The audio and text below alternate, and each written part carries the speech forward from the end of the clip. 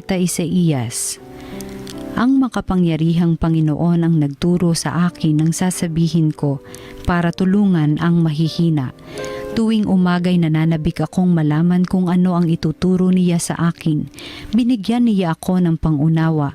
Hindi ako naghimagsik ni tumalikod sa kanya. Hindi ako tumutol nang bugbugin nila ako. Hindi ako kumibo nang ako'y kanilang insultuhin. Pinabayaan ko silang bunutin ang buhok ko't balbas. Gayon din nang lurhan nila ako sa mukha. Ang mga pagdustang ginawa nila'y di ko pinapansin, pagkat ang makapangyarihang Panginoon ang tumutulong sa akin. Handa akong magtiis pagkat aking batid na ang sarili ko'y di mapapahiya.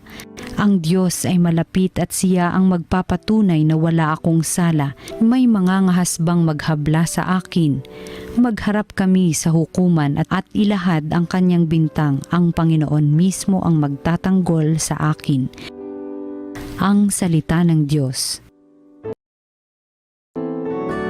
Poon ako'y iyong dinggin sa panahong iyong ibigin. Dahilan sa iyo ako'y inaglahi, napahiyang lubos sa pagkaunsyami. Sa mga kapatid parang ako'y iba, kasambahay ko na'y di ako kilala. Ang pagmamahal ko sa banal mong templo, matinding matindi sa kalooban ko. Sa akin bumagsak paghamak sa iyo. Poon ako'y iyong dinggin sa panahong iyong ibigin. Kaya naman ako'y wala nang magawa, ang inasahan kong habag ay nawala, ni walang umaliw sa buhay kong aba. Sa halip na pagkain nang ako'y magutom, ang dulot sa aki mabagsik na lason, suka at di tubig ang ipinainom. Poon ako'y iyong dinggin sa panahong iyong ibigin. Pupurihin ang Diyos aking aawitan, dadakilain ko't pasasalamatan. Kung makita ito niyong mga dukha, sila ay sasamba sa laki ng tuwa. Dinirinig ng Diyos ang may kailangan, lingkod na bilanggoy di nalilimutan. Poon ako'y iyong dinggin sa panahong iyong ibigin. Ang mabuting balita ng Panginoon ayon kay San Mateo. Si Judas Iscariote, isa sa 12, ay nakipagkita sa mga punong saserdote. Ano po ang ibibigay ninyo sa akin kung tulungan ko kayong madakip si Jesus? Tanong niya. Noon din ay binilangan nila siya ng 30 salaping pilak. Mula noon, humanap na si Judas ng pagkakataon upang maipagkanulo si Jesus. Dumating ang unang araw ng kapistahan ng tinapay na walang lebadura. Lumapit kay Jesus ang mga alagad at nagtanong, "Saan po ninyo ibig na ipaghanda namin kayo ng hapunang Pampaskwa?" Sumagot siya, "Pumunta kayo sa lungsod at hanapin ninyo ang taong ito. Sabihin sa kanyang ganito ang ipinasasabi ng guro, malapit na ang aking oras. Ako at ang mga alagad ko'y sa bahay mo kakain ng hapunang Pampaskwa." Sinunod ng mga alagad ang utos ni Jesus at inihanda nila ang hapunang Pampaskwa. Nang gabing yaon, dumulog sa hapag si Jesus kasama ang 12 alagad. Samantalang sila'y kumakain, nangusap si Jesus. "Sinasabi ko, isa sa inyo ang magkakanulo sa akin." Nanlumo ang mga alagad at isa't isa'y nagtanong sa kanya, "Ako po ba, Panginoon?" Sumagot siya, "Ang kasabay kong sumausaw sa mangkok ang siyang magkakanulo sa akin. Papanaw ang anak ng tao ayon sa nasusulat, ngunit sa aba ng magkakanulo sa kanya. Mabuti pang hindi ipinanganak ang taong iyon." Si Judas na magkakanulo sa kanya ay nagtanong, "Guro, ako po ba?" Sumagot si Jesus, "Ikaw na ang nagsabi." Ang mabuting balita ng Panginoon, pinupuri ka namin.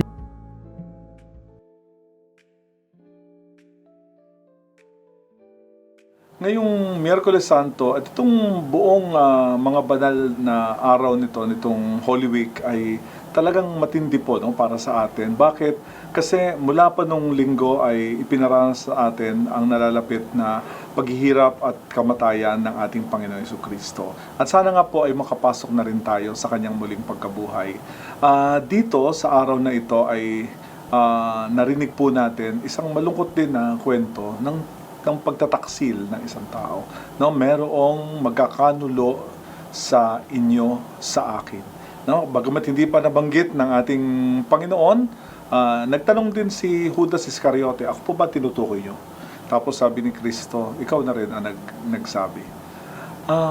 Sa buhay natin, maski sabi natin na nagsisimba naman tayo linggo-linggo, at sabi natin ay meron tayong pananampalataya sa Panginoon. Aminin din natin, may mga sandali tayo na tayo rin ang nagkakanulo sa Kanya. No? Masakit man itong tanggapin, pero nangyayari po talaga. Kailan nangyayari ang pagkakanulo kay Jesus? Kapag inuna na natin ang ating sarili. Kapag wala na tayong oras sa ating kapwa, wala na tayong pagdamay, at nagkakagawa na po tayo ng mga kasalanan, nagkakanulo na po tayo sa ating Panginoon Jesucristo. Mas inuna na natin ang ating sarili. Kailangan po malaman natin iyan. Kasi kung maayos po yung ating buhay, hindi natin ipagkakanulo si Kristo. Paglilingkuran natin siya araw-araw ng ating buhay. Gayon pa man, si Kristo ay hinarap yun. No? Yung pagkakanulo na iyon, hinarap din lahat ng mga kasalanan. At yun na nga po misteryo ng kanyang paghihirap at yung pagkamatay sa krus. Ito na yung pinasok niya na misteryo. Mas marami pa tayong makikita na mga masasamang bagay na ginawa sa ating Panginoon Jesucristo. At ito na yung pagkapako nga ni Kristo sa krus sa kasalanang hindi naman niya ginawa. Pero sadyang yun na nga po ang epekto ng isang disposisyon na mas inuuna ang sarili kaysa sa iba. Kasi hindi natin alam, yung ibang tao na ating sinaktan, hindi natin alam, pero tayo rin nagsasanhi na siya po ay maipako sa krus. Lalo na yung ating mga kapatid na naghihirap sa panahon na ito. Ngayon pa man, makita natin ang tunay na kapangyarihan ng pag-ibig ng Diyos sa pamamagitan ng ating Panginoong Jesucristo. Ano ang nagawa ng kanyang paghihirap? No, pagharap niya mismo sa mga kasalanan ng tao. Ano ang nangyari? Una, binibigyan na tayo ng pagkakataon para tayo ay mabuhay. No?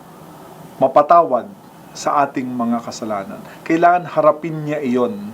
Hindi katulad nung dati na pwede pa siyang hindi pumasok, no, sa Jerusalem, o kaya hindi pa niya panahon, kaya medyo lumilihis siya. Pero ngayon, nakaharap na siya doon sa magkakanulo sa kanya. Ginawa niya yon para harapin na niya lahat ng uri ng kasalanan.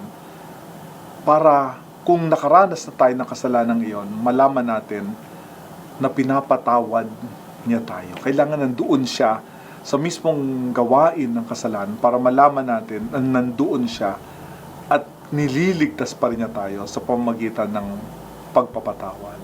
At yung ikalawa, sa pagpapatawad na iyan, kung napansin niyo po, ilang beses magpatawad ang Panginoon, hindi lang isa, hindi lang 7, kundi araw-araw ng ating buhay. Nararanasan natin ang pagpapatawad ng Diyos. Kailan tayo patatawarin ng Panginoon? Ilang beses? Hanggang kailan gagawin niya yan, papatawarin niya tayo. Maligtas lang tayo. At sana naman po, pumayag na tayo sa alok na iyon. Ang isang taong napatawad ng ating Panginoon ay nakakaranas ng ibang uri ng buhay, ng masayang buhay. Mula sa kamatayan sa kasalanan, nabubuhay po tayo, nabibigyan parati ng pagkakataon. Kaya nga nandun pala yung kasabi, habang may buhay, may pag-asa.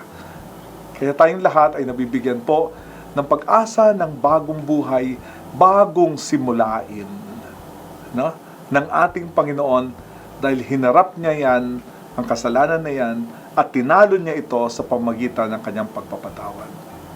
Kaya mga kapatid, ano ang solusyon sa napakaraming kasalanan bumabalot ngayon sa ating kapaligiran at sa ating sarili?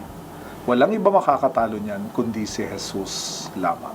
Sa pamamagitan ng kanyang pagharap doon sa nagkakanulo at sa pamamagitan ng kanyang pagpapatawad, bibigyan niya tayo ng bagong buhay. Kaya mga kapatid, manalangin po tayo. O Diyos, kami po ay lubos na nagpapasalamat sapagkat kami na nasadlak sa lilim ng kamatayan ay yung binubuhay sa pamamagitan ng inyong pagpapatawad. tulungan niyo po kami magbagong loob.